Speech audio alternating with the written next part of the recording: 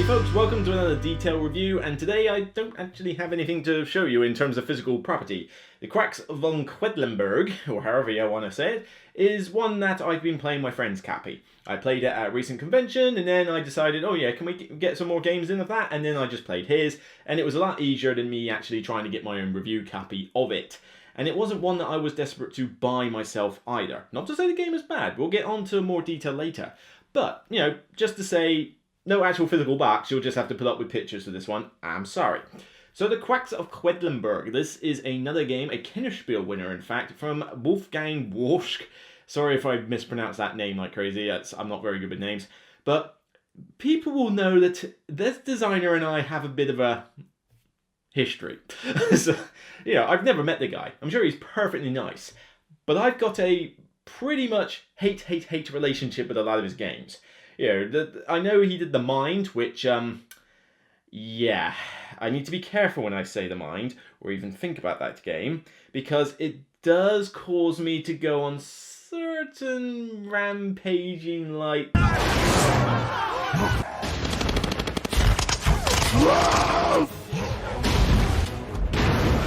Still trying to pay back the damages on that.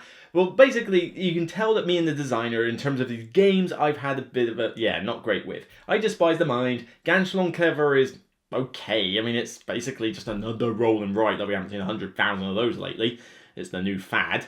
And, you know, it's okay, but I play the solo app every now and again. I don't love it. It's basically just put numbers here and get points, you know, nothing spectacular. The multiplayer is kind of redundant because it's might as well just play it solo on the app, so why buy the actual game?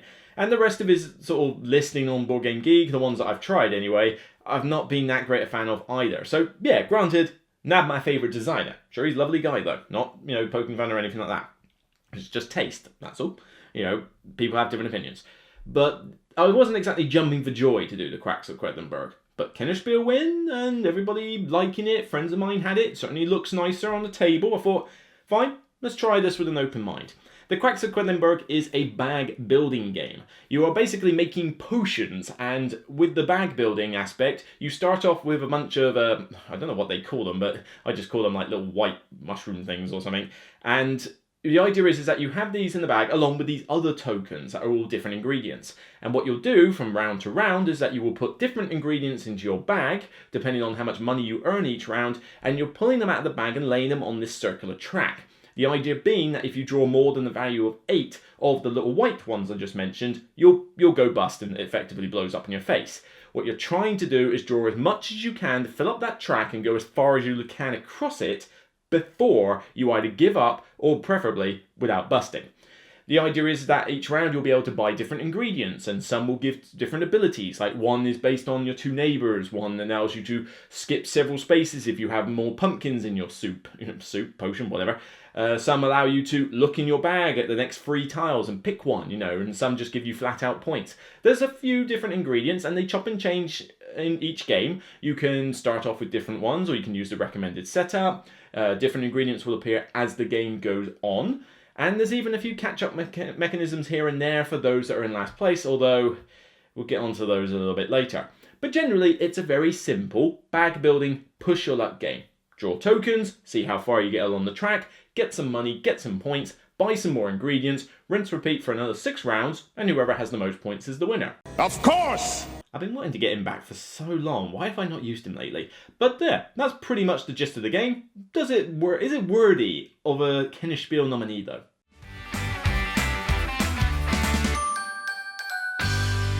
Duration-wise, the Quacks of Quedlinburg is pretty good length actually. It doesn't take more than about an hour to play, 75 minutes tops, you know, with maximum players if you're going a little bit slow. You are supposed to, from what I could tell, you're supposed to draw your thing out of a bag, hold it in front of you, do the reveal, and then do stuff on your map. That's all well and good, and I grant it, that makes sense so you can stop people wanting to cheat.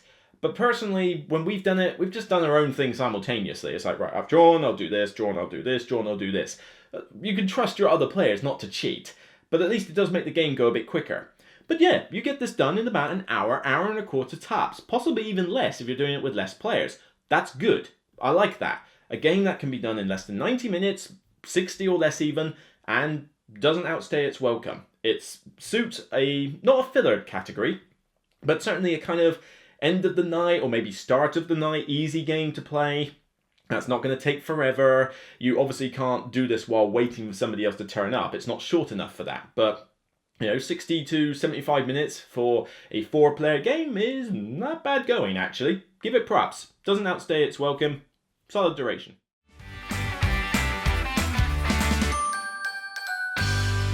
For ease of play, very easy. I mean, literally, there's barely any rules in this game. If you've seen bag building before, you'll be able to get into this no problem. Even players that we use that didn't have bag building at all in their repertoire, they never even heard of the concept, pick this up really quickly. I mean, what do you have to do? Dunk. That's pretty much it. Just decide when you want to stop without going bust. Pretty easy to do that. I mean, if you can count, you can tell how far you are away from busting. It's not difficult. The board itself has got all the notes you need in terms of what your one-time flip potion thing does and what makes you go bust. The tokens themselves, they've got little boards with the cost for each different value and what their ability is. Not once did I have to look up the rulebook to say, hang on a minute, can I just get some more detail on that one? No, pretty straightforward. This is accessible to gamers, families, kids, parents, brand new gamers. I would say this is it gateway level? Probably. I think this was maybe the upper echelon of gateway level. Perhaps you could call it a next step game, but to be honest, I don't know many bag building games of any that are easier than this one. Coffee Roaster maybe, but you can barely get hold of that one, so that's not really a good contender to consider. So yeah, you can call this next step or gateway, but it's certainly going to be one of those two. It's not a difficult game to play, not a difficult one to teach. It's very, very accessible. So good props there.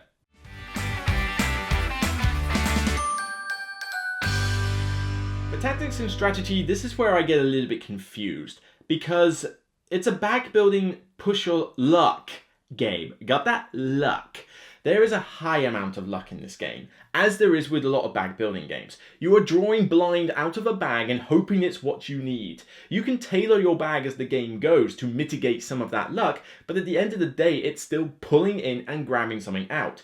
You might have only one, instant lose token in a bag. Take Arkham Horror card game, for example. Big consideration there. You have tokens in there, and one of them is an auto fail. There's only one auto fail. There's probably about 12, 15 coins in there in total. You could still pull out that thing 3 times in a row. It could happen. The odds aren't likely, but it could happen. With this, again, you're trying to hope that you get the right tokens on your potion and not bust. But you might just draw out your high level bust tokens really quickly. You've got several 1s, a couple of 2s and a 3, I believe. You might literally pull out your 3 and a 2 straight off the bat. Doesn't matter how good your bag is tailored, it's just going to hose you. So there is definitely a high luck factor you need to consider here. And this is where I'm a little bit confused, because this is a Kennerspiel winner. Now I got no problems about it winning an award. But why Kennerspiel? Kennerspiel is a strategic award, strategic games. What have we had nominations and wins before? We've had things like Terraforming Mars and the Escape games, and was Scythe nominated? I can't remember. But we've had these thinky games. Thinky, strategic, many rules, quite complex, those sort of things. This is a simple bag building game. Why is this a Kennerspiel winner? I don't get it. If you want to make this win an award, I could see it perfectly as a Spiel des Jahres winner. It is family weight, at best. This is not a heavy game. There is not a lot of tactics in this game, because at the end of the day, you're just pulling stuff out of a bag. It's not like I can influence that to a great extent. And halfway through the game, it's not like you can sort of go, this whole getting pumpkins and mushrooms thing is not working. Right, I shall now instantly switch to this completely different ingredient. Well, no, because it's not going to work. You need to stick with a game plan. So the strategy is basically, what tokens do you want to get for the whole game? If you just get a bit of everything, you're going to lose, because you won't have enough of a good combo. So what you tend to do is focus on maybe 2 or 3 of the ingredients, and there's by the end of the game, I think you've got something like 6 or 7 that you can pick from, so you're not picking them all, but you'll tend to focus on certain ones. Like the first game I ever played, I bought nothing but pumpkins and those red mushrooms. The idea being that as long as I had the pumpkins out early, the red ones got loads of boosts, and I just walked away with the game. And that was focusing on 2. Next time I might just focus on the blue ones that allow you to look in your bag and cherry pick the next best thing. Well, that's quite cool if you've got a few high value tokens and you just want to avoid your bust ones. But again, I'm not going to just pick one of those blues, I'm going to pick several of them. So the decision making in this game is there. It's not autopilot, but it's not exactly taxing the brain cells here. This is a push your luck game at the end of the day. With bag building thrown in, it's not really that strategic. So why Kennerspiel? I just don't get that. Fine, if you want to make it, if you want to just say, well, ignore the Kennerspiel thing and call it a Spiel the Jahres winner, I'm totally fine with that. I think this is a contender for a game that could win a Spiel the Jahres. It's certainly accessible to families, and it certainly has about as much strategic depth as a typical family weight game. But why Kennerspiel? I don't know. But that's not to rag on the game too much. There is still some decision making. You still get choices over, which tokens do I want to do this time? Which one do I want to do now? Do I want the high value ones? Shall I go for a bunch of low ones? Shall I put like very few but high value tokens in my bag? Or shall I do what I did like in that first game where I just flooded my bag full of pumpkins and mushrooms galore, so that even though all the bust tokens were in there, the likelihood of drawing them out was lower. There's stuff you can do, but again, the different combinations of ingredients, when they come out, because you can chop and change the setup in which ones appear, there's a good amount of variety there. Your strategies will change every now and again, not like drastically, but you will be able to try new things in each game. Up to a point. You'll start rinse and repeating after a few, but it's not like it's autopilot. So, yeah, there's a reasonable amount of strategy here, but not a ton. Don't buy this thinking it's going to be some thinky strategic game that is normally what a Kennerspiel award is for. Terraforming Mars, Quacks of Quedlinburg. There's a pretty sizable difference. Both have high degrees of luck, but still, there's a bit of a difference. So, I don't know, take that for what it's worth. There's a bit there, but don't expect too much here.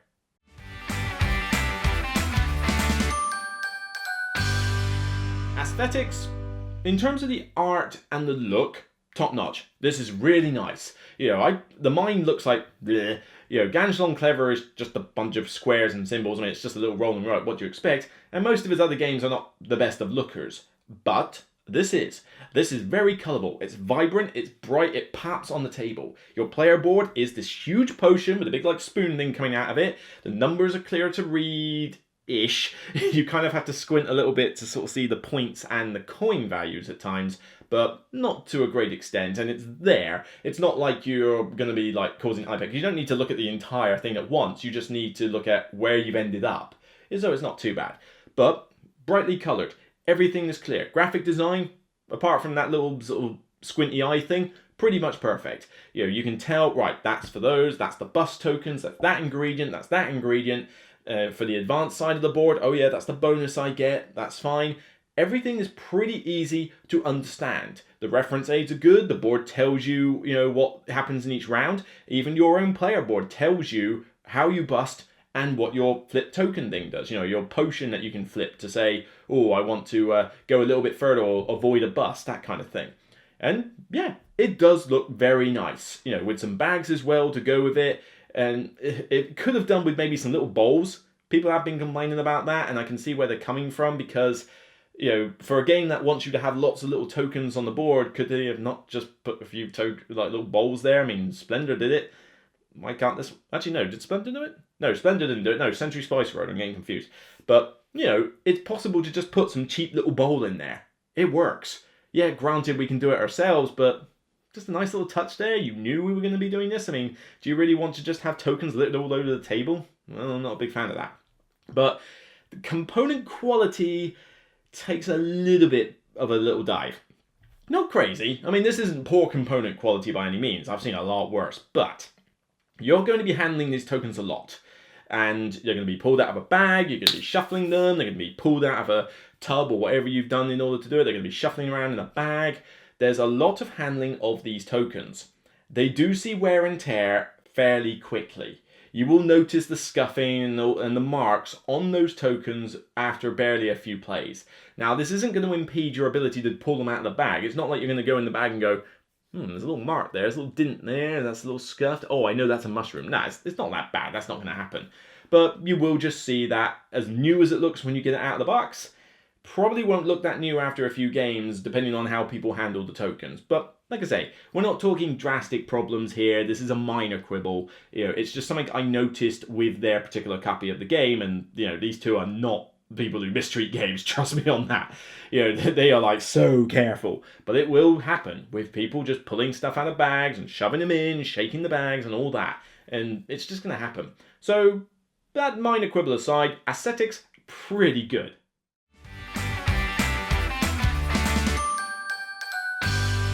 Immersion, okay, we're not talking oodles of theme here, but the setting works. It works fine. You've got the potion in front of you, and it makes sense that you're putting ingredients into it, and you don't want it to bust, blow up in your face. Okay, that makes sense.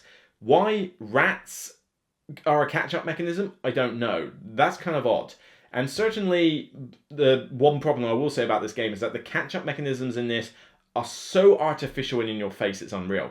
Why do the rats give you extra things in the potion for your next turn? I don't know why. That doesn't make sense, but it also feels like it's just there to use as a catch-up mechanic and nothing else.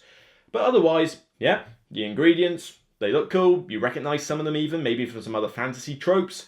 And, why you would just randomly go, hey, just throwing ingredients willy-nilly without actually looking at what you're chucking in, I don't know, but I suppose they're trying to assume that these quacks are complete nutcases, I don't know. But yeah, so there's a little bit of thematic disconnect here and there, but generally the setting works, and I think it fits. It fits nicely. Things look semi-cutesy, it's nicely colourful, it's a bit cartoonish, but that works for a game that's fairly light and fairly simple. But going back to that whole rat catch-up mechanic thing, there's another one. Again, this is a thematic disconnect. There's no reason it's in the game other than just being a rich get richer tool. There's a little die that you roll, and basically you roll it if you are the furthest in the round, for basically who did best. You roll this die and it gets you 1 or 2 points, another ingredient, a ruby, that kind of thing. Why is this in the game? There is no reason for it to be there. There is no reason for that die to exist thematically. Secondly, why does the winner of a round get to throw it? That makes no sense. Because you've basically told me, the first game I played, I walked away with the game. I had no chance of losing. I used my strategy of pumpkins and mushrooms and it was just working for me. Even when I had bad luck at times, it still worked for me. So every round, I'm getting the bonus die. So I'm just constantly getting more because I've done well, which makes it harder for people to catch up, especially if I'm rolling 2 points on a regular basis. Why is it there? If you're going to put it there, fine, but give it to the person in last place. That would be better than the rats. Again, the rats don't make a lot of sense. I would have taken the rats out of the game entirely and just not bothered with them, and I would have simply had the bonus die for last place. Who's in last place on the scoreboard, or who's in last place in terms of how far they got round the track and around, they get the bonus die. Yes, it's artificial as all get out, but at least it benefits whoever's in last place. It helps them catch up a bit, or it gives them a little something to go, hard luck, you were a bit unlucky, but here's a nice little consolation prize. Instead here, you're basically saying, hard luck, oh well. I need time. Time to adjust. Time to... Ready begins now! You weren't ready. How's that fun? That doesn't make sense. It's a bit of a... This isn't a minor gripe as well. I do think that bonus die makes it far too easy for the winner to just get richer and more richer and more richer. Probably bad grammar, but it's not... It doesn't work how I think it should. I think house rule, last place, and we're all good.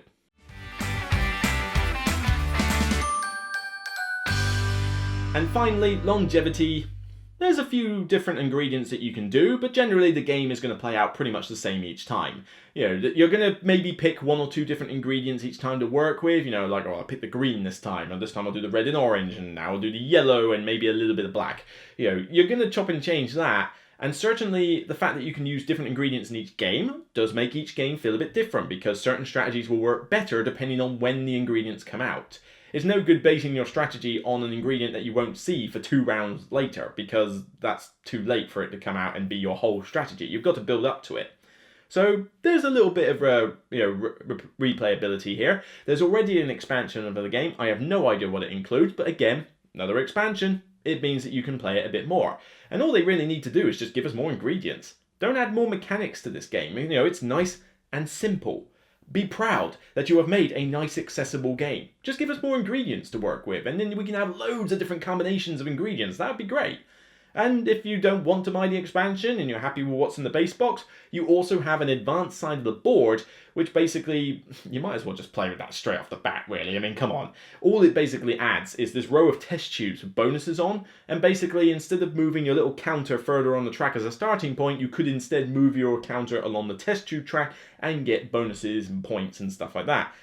How hard is that to teach? It's really not that difficult on top of the normal game. It's a bit like the objective cards in Baron Park. Who doesn't play with those objective cards when they're teaching the game? This is about that same level of simplicity. But again, it gives you a way to chop and change. You know, do you want the ultra simple version or the slightly harder version? And then of course you have an expansion, and hopefully they won't complicate this game like oh get out.